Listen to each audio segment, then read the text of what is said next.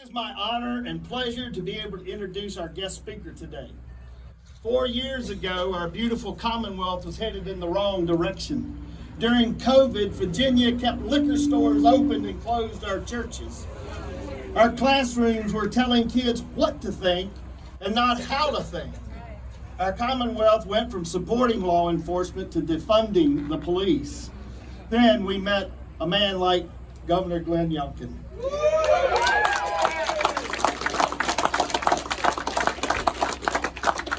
A man that believes in God, country, and family values. He could have easily retired from the private sector and enjoyed life, but he prayerfully stepped into the arena and pointed our Commonwealth in the right direction. A direction, you ask? It's a better Virginia. Glenn Youngkin.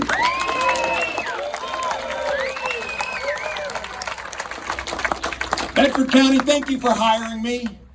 Thank you for hiring me. And I say that with great sincerity. Every morning I get out of bed and I spring out of bed with just joy in my heart that I get to go to work for Virginia. And I have to tell you what an honor it is. You know, I live in a house that was, well, it's your house. I'm just a temporary resident. But I live in a house that was built by Monroe. And I go down the steps and I see a Capitol that was designed by Jefferson, and I go work in the Patrick Henry building every day, and I walk by the biggest statue of George Washington you have ever seen. And I'm reminded every day that this nation was founded not on a geography, but on an idea. And it's an idea that we can never forget. It's rested in one truth, that we are created in the image of God. That is the basic belief of this nation. And with that comes a truth that because of our Creator, we are endowed with certain unalienable rights, and among them are life, liberty, and the pursuit of happiness. That is this nation. And as you heard from my good friend John McGuire, that is why we are here, because we understand the clear differences that are on the ballot. One side of this ballot believes in central government control, doesn't believe in a secure border, does not understand how to build a strong economy, is fine projecting weakness around the world because that's all they know is weakness, and doesn't want to back law enforcement and stand up for a rule of law, but in fact wants to unleash chaos on America. And the other side on the ballot, a ballot where if we elect John McGuire, we'll have our majority back in the House, and if we elect Hun Cow, we'll swing the Senate, and we're going to put Donald Trump back in the White House for strength. That's the other side of the ballot. And the other side of the ballot just fully understands the basic truth that a strong America brings peace to the world. I will tell you, if Donald Trump was our president right now, we would not have war in Ukraine. We would not have war in the Middle East. China would not be saber-rattling on Taiwan, and we would have peace in the world.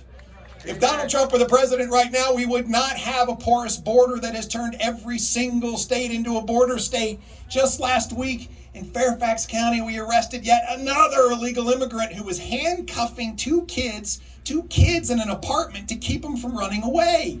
We had 2 illegal immigrants try to drive a box truck into the Quantico Marine Corps base through the front gate. We have 5 Virginians who die on average every day from fentanyl overdoses. Folks, this is chaos. And she was the border czar and did not do the job. Full stop.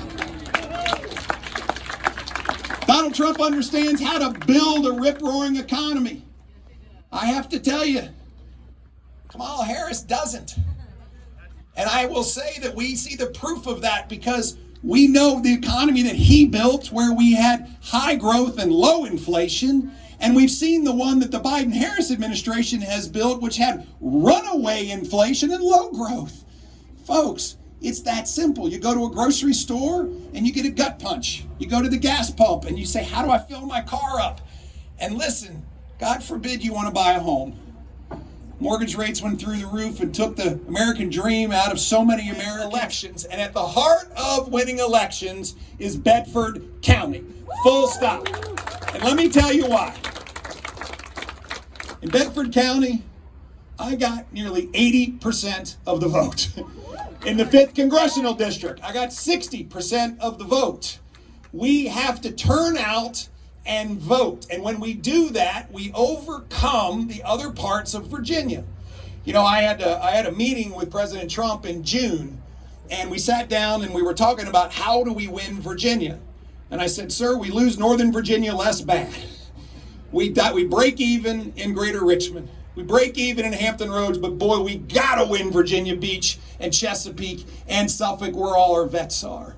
And then we gotta blow it out in our red counties. And Bedford County knows how to blow it out. 80% of the vote is the target. That's what we have to get.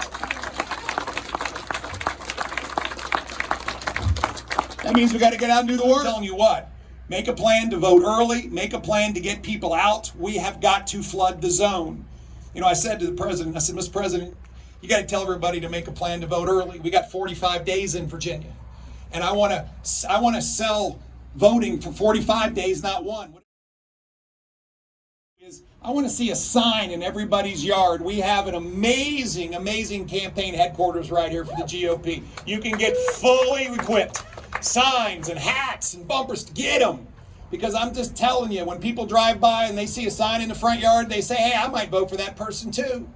It matters. I just never forget driving into Alexandria. You know, there are Republicans in Alexandria, Virginia. They're just hiding.